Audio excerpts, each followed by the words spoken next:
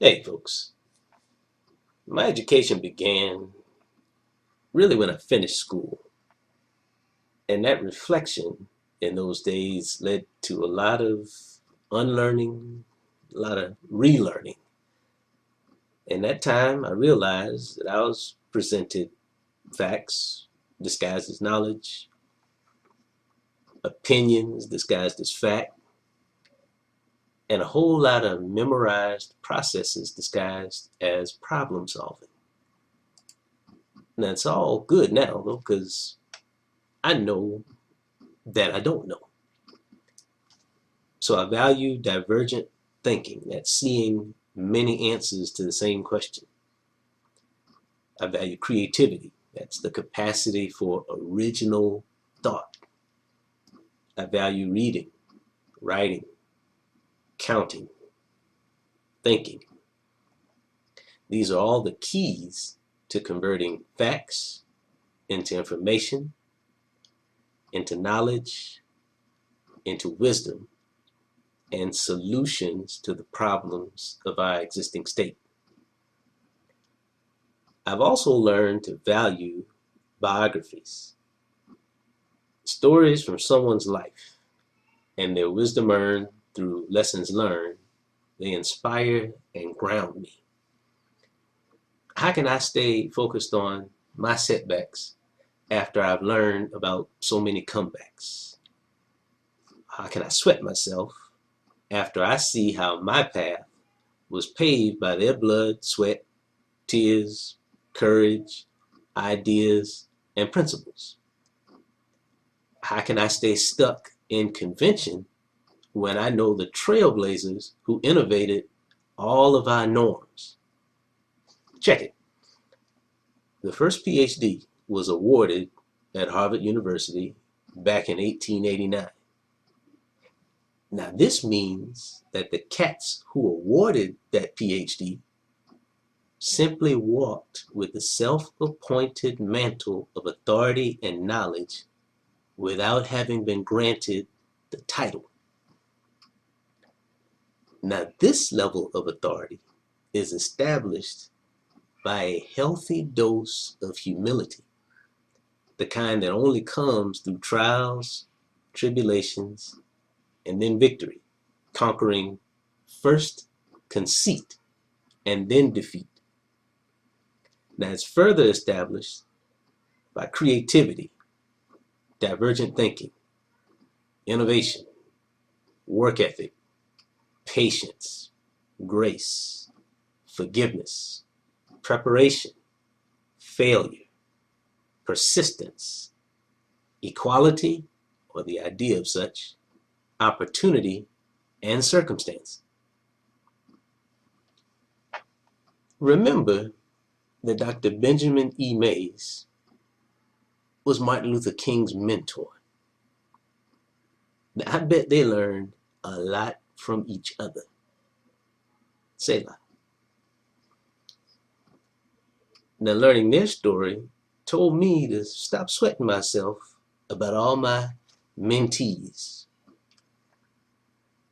New MO. Help these folks grow, then let them go.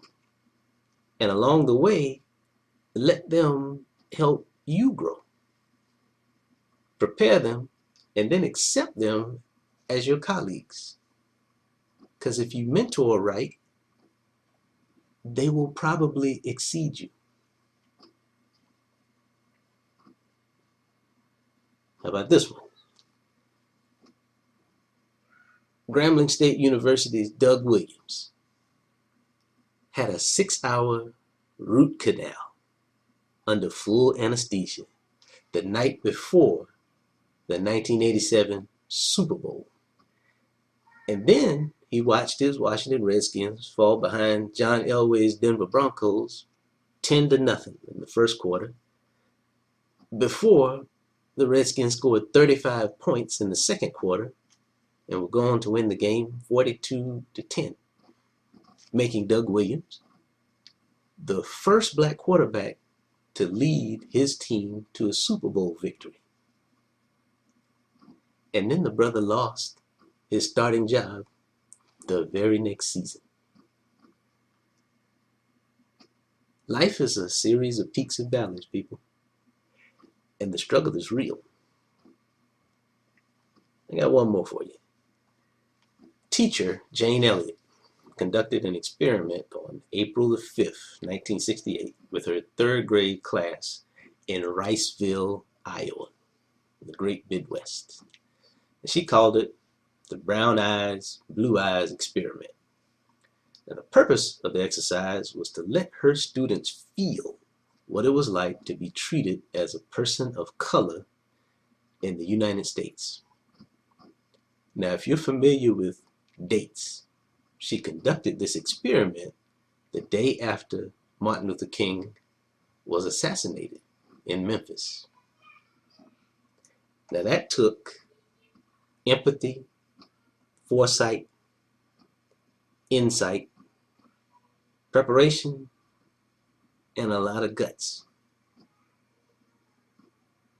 Now, if you're keeping score about these three stories, and I know some of you are, I've talked about 2 black men, 1 white woman, 2 educators, 1 baller. Now, they each have story arcs that intersect around important ideas of teaching, learning, mentoring, mediation, and equality. And they're all connected to the important work of Reverend Dr. Martin Luther King. They're all valuable parts of my history. Because we ain't got much, y'all, but we got exactly what we need. We have principles, ideas, creativity, and work ethic. Now, we are living in some very strange times. I don't have to tell you that. But we've come too far to turn back now. But we have to pay attention to yesterday's lessons that we oversimplify, take for granted, or think of as old and lame. Now, my role in these times is to challenge a special nation, a nation of talkers, squawkers, stalkers, and sleepwalkers to quiet themselves, to remember, to think, and to grow. I love y'all, and thank you for listening.